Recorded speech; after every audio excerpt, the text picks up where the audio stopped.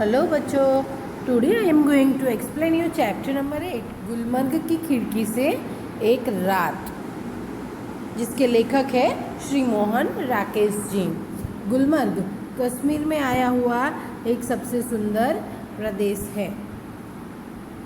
तो चलो इंट्रोडक्शन से स्टार्ट करते हैं। मोहन राकेश का जन्म जालंधर पंजाब में हुआ था। इनके पिता व्यवसाय से वकील थे, परंतु उनकी साहित्य में बहुत रुचि थी। अतः राकेश को बचपन से ही घर में पर्याप्त साहित्यिक वातावरण प्राप्त हुआ। उन्होंने हिंदी तथा संस्कृत में एमए तक शिक्षा प्राप्त की और तत्पश्चात डीएवी कॉलेज जालंधर में हिंदी विभाग के अध्यक्ष के रूप में अध्यापन कार्य किया। कुछ समय तक इन्होंने सारिका कहानी पत्रिका का सफल संपादन किया और बाद में स्वतंत्र लेखन करते रहे। कहानी लेखन के साथ साथ उन्होंने उपन्यास और नाटक भी लिखे हैं। इनकी प्रमुख रचनाओं में इंसान के खंडहर, नए बादल, एक और आदमी आदि कहानी संग्रह तथा अंधेरे बंद कमरे न आने वाला कल सुप्रसिद्ध उपन्यास हैं। आषाढ़ का एक दिन, आधे अधूरे तथा लहरों के राजहंस इनके प्रसिद्ध नाटक हैं। मोहन राकेश मूलतः एक सफल कहानीकार तथा नाट्यकार है। गुलमर्ग की खिड़की से एक रात परिवेश से लिया गया है। इस यात्रा वृत्तांत में लेखक ने गुलमर्ग के प्राकृतिक सौंदर्य का स्वानुभूत विवरण प्रस्तुत किया है। गुलमर्ग का सारा वातावरण इनको अपने में समाया सा लगता है। गुलमर्ग की एक रात का अकल्पनीय सौंदर्य इनसे भुलाया नहीं जाता। तो चलो अब हमारा लेसन शुरू करते हैं। कुछ जगहें होती है जिन्हें आँख एक बार देखती है तो चौंक उठती है, फिर धीरे धीरे परिचित होकर उदासीन हो जाती हैं। गुलमर्ग ऐसी जगह नहीं है। लेखक कहते हैं कि कुछ जगह ऐसी होती है जिन्हें अगर एक बार देखा जाए तो हमारी आँखें चौंक उठती है या खुश होती है, पर उसके बाद बार बार देखने पर उदासीन हो जाती है और उसे देखना नहीं चाहती है। परंतु गुलमर्ग जो है वो ऐसी जगह नहीं है। गुलमर्ग ऐसी जगह है जिसको बार बार देखने के बाद कुछ न कुछ नया उसमें दिखता है। मैं जब पहली बार गुलमर्ग गया तो मुझे वहाँ कुछ भी असाधारण नहीं लगा। एक खुला सपाट मैदान, देवदारों के घने झुरमुट और बस। तब मैं घंटे भर में सारा गुलमर्ग देख आया था। लेखक कहते हैं कि जब वो पहली बार गए थे तब उन्हें एक सपाट मैदान और थोड़े से गुलमर्ग के पेड़ ही दिखे थे। कुछ भी नया देखने को इन्हें नहीं मिला था और वो आधे घंटे एक घंटे में ही पूरा गुलमर्ग देखकर आ गए थे। मगर बाद में महीनों वहाँ रहने पर एहसास हुआ कि पहली बार तो क्या, बाद में भी कभी उस स्थान को पूरा नहीं देख पाया। उसे पूरा कभी देखा ही नहीं जा सकता। शायद यही कारण है कि गुलमर्ग में रहकर वहाँ के साथ व्यक्ति की आत्मीयता धीरे धीरे इतनी गहरी हो जाती है कि वह अपने को भी उस सपाट मैदान के एक हिस्से के रूप में ही देखने लगता है। लेखक कहते हैं कि अगर जब वो पहली बार गए थे तब उन्होंने एक घंटे में ही पूरा गुलमर्ग देख लिया, पर जब वो कई महीनों तक वहाँ पर रहे और उस वातावरण से उन्हें एक लगाव हो गया, एक आत्मीयता हो गई, उसके बाद उन्हें लगने लगा कि वो खुद उस सपाट मैदान का ही एक हिस्सा है और इस जगह को कभी पूरा नहीं देखा जा सकता, इतना सुंदर है। कांपती तितलियाँ, उठते बादल और बर्फ से चमकती पहाड़ियों की तरह। दूसरी ओर वह पूरा विस्तार जिसमें वह स्वयं भी रहता है, उसे अपने में समाया सा लगता है। लेखक कहते हैं कि वो खुद अपने आप को उस मैदान का हिस्सा समझते हैं और दूसरी ओर पूरा जो वहाँ का विस्तार है वो उन्हें अपने अस्तित्व का ही हिस्सा लगता है। वहाँ के सूर्योदय, सूर्यास्त, दोनों संध्याएं, घना कोहरा, पीली धूप और सब कुछ।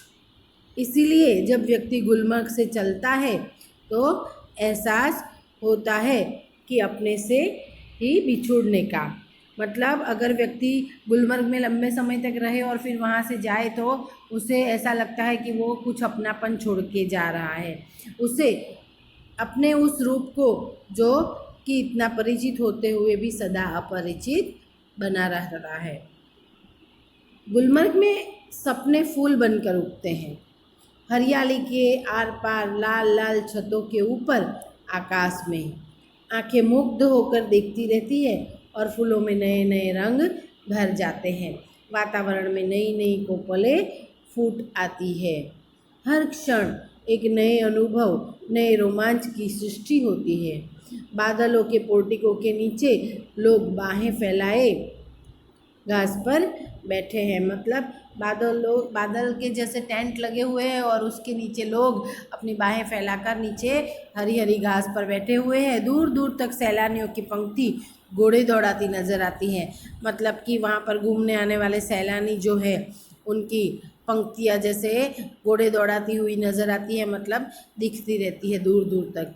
रंगों के कुछ बिंदु मतलब रंग बिरंगे खिले हुए फूल जैसे कि बिंदु के स्वरूप में ही दिखाई देते हैं। रंगों के कुछ बिंदु हरियाली के पट पर जहाँ तहाँ छिटके हैं। रंग बिरंगी फूल छोटे छोटे बिंदुओं की भांति दिखाई देते हैं हरी हरी घास में।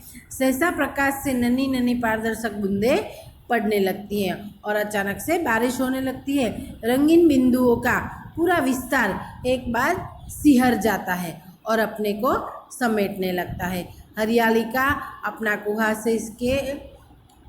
का सपना कुहासे के फूल में बदल जाता है। मतलब कि अचानक बारिश होते ही सारे फूल बिखर जाते हैं और उसकी जगह कुहासा फैल जाता है। मैदान सुरमई आभा ओढ़ लेता है। अब चारों तरफ धुंध ही धुंध, मतलब धुंधला धुंधला नजर आने लगता है और बेबस होकर फैली पगडंडियों की पतली पतली नरम बाहें, जब तक बादल बरसेगा बाहें फैली रहेगी, ऐसी ही कोमल, विस्मृत और निढाल। और जब बारिश आती है तब सैलानी चले जाते हैं तो पगडंडियाँ अपनी जैसे बाहें फैलाकर खड़ी है वैसे खाली दिखती है। सूरज चमकेगा तो फूल में से नया सपना जन्मेगा। मतलब कि जब सूरज आसमान में चमकेगा तभी फूल खिलेंगे। आकाश में बादलों के नन्हे नन्हे द्वीप, मतलब कि छोटे छोटे बादल इधर उधर भटकते हुए फिरेंगे। भेड़ों और बकरियों के रेवड़ पगडंडियों पर टक जाएंगे। मतलब भेड़ बकरियों के चलने के उनके पैरों के निशान उन पगडंडियों पर छप जाएंगे। दिन तब रात की प्रतीक्षा करता सा प्रतीत होगा। रात आएगी तो सब कुछ खामोश हो जाएगा। मैदानों की वह खामोशी भी जो दिन के समय इतनी वाचाल हो जाती है। मतलब कि दिन में भर वहाँ पर सैलानी आते जाते रहते हैं तो ऐसा लगता है कि पूरा भरा भरा और वाचाल है, और रात में ये सब पूरा वातावरण एकदम शांत हो जाता है। गुलमर्ग की वह रात मुझे कभी नहीं भूलेगी। मैं होटल की खिड़की में खड़ा था। बहुत दूर सामने से एक बरसती घटा मेरी तरफ बढ़ती आ रही थी। मैं प्रतीक्षा कर रहा था कि कब वह मुझ तक पहुँचे और मुझे अपने में लपेट ले। लेखक कहते हैं कि उस दिन की बात है जब मैं गुलमर्ग में खिड़की में खड़ा था और दूर से मैंने देखा कि एक बरसती हुई घटा, मतलब कि बारिश की घटा आ रही है मेरी तरफ, और मैं राह देख रहा था कि वो कब मेरे तक आए और मुझे उसी पानी में लपेट ले। बरसती घटा में गिर जाने से बड़ा सुख मैंने बहुत कम जाना है। मतलब कि उन्होंने ऐसी बरसती घटाओं में नहाने का सुख बहुत ही कम अनुभव किया है। घटा ऊपर से गिर आए और व्यक्ति को छोटा करके उस पर छा जाए, यह इससे अलग स्थिति है। इस बार आती हुई घटा का हर संकेत मेरे सामने था और उसके बराबर का होकर मैं अपनी खिड़की में खड़ा उसे बुला रहा था कि आ आ आ। लेखक कहते हैं कि मैं खिड़की में खड़ा होकर उस बादल को बार बार बुला रहा था कि आ आ आ। उस बादल की घटा को अपने ऊपर बरसने के लिए बुला रहे थे और कहते हैं कि जैसे कि मैं तुझसे कमज़ोर नहीं हूँ, आज मैं तुझसे बराबर खड़ा हूँ, आज तू मुझे छोटा करके नहीं जा सकती है। हवा तेज़ थी मगर घटा तेज़ी से नहीं बढ़ रही थी। मतलब कि हवा चल रही थी पर वो घटा बहुत ही धीरे धीरे चल वहीं उसी जगह पे खड़े खड़े बरस रही थी। हालांकि तूफान बहुत उठा हुआ था। बार बार जोर की गरज होती थी, जिससे धरती और आकाश की सिराएं कांप जाती थी। मतलब बहुत तेज बिजली और बादल गरज रहे थे। बार बार सामने के चित्रपट पर बिजली कांपती थी और प्रकाश का वह भयानक विस्फोट हर चीज़ को नंगा कर जाता था। मतलब बिजली के उस उजाले में जब बिजली चमकती थी, तब अंधेरे में जो न दिखाई देने वाली चीज़ें थी वो भी दिखाई देती थी। मैं खुश था कि थोड़ी देर में ये बूंद मेरे ऊपर बरसेगी। लेखक सोच रहे थे कि थोड़ी ही देर में ये बादल बरसते हुए उनकी ओर आ जाएंगे और उनके ऊपर बरसेंगे। बिजलियों का यह कहर मेरे ऊपर टूटेगा। मैं बाहें फैलाकर सामने से उसे अपने ऊपर लेने के लिए तैयार था। मतलब उस बारिश की बूंदों में भीगने के लिए लेखक खिड़की में तैयार खड़े हैं। मगर अचानक हवा रुक गई।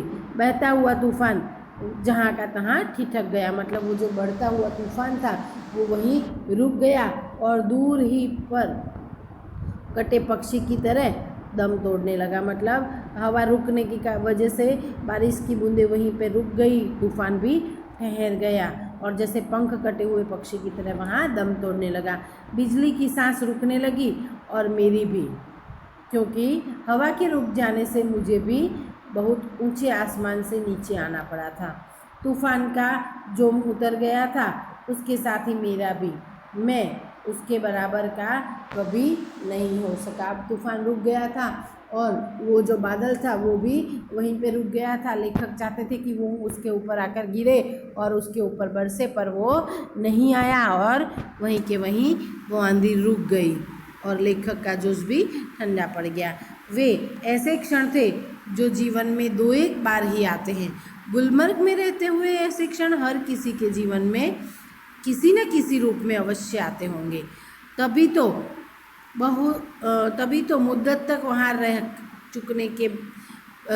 चुकने पर भी कोई आकर्षण व्यक्ति को वहाँ फिर खींचकर ले जाता है। वरना वहाँ है क्या? एक खुला सपाट मैदान जहाँ ज़्यादा गोल्फ खेली जा सकती है। व्यक्ति क्यों बार बार वहाँ जाना चाहता है? क्या गोल्फ खेलने के लिए ही? मतलब लेखक कहते हैं कि गुलमर्ग की जगह पे एक ऐसा आकर्षण है, एक ऐसी सुंदरता है जिससे आदमी बंद कर रह जाता है, और जो एक बार वहाँ जाकर आ जाता है वो बार बार वहाँ जाने की इच्छा रखता है। ऐसा आकर्षण उस जगह में है। इंसान सिर्फ और सिर्फ वहाँ पर एक गोल्फ खेलने के लिए ही नहीं जाता, पर वहाँ की सुंदरता जो है उसे वहाँ अपनी ओर खींचती है।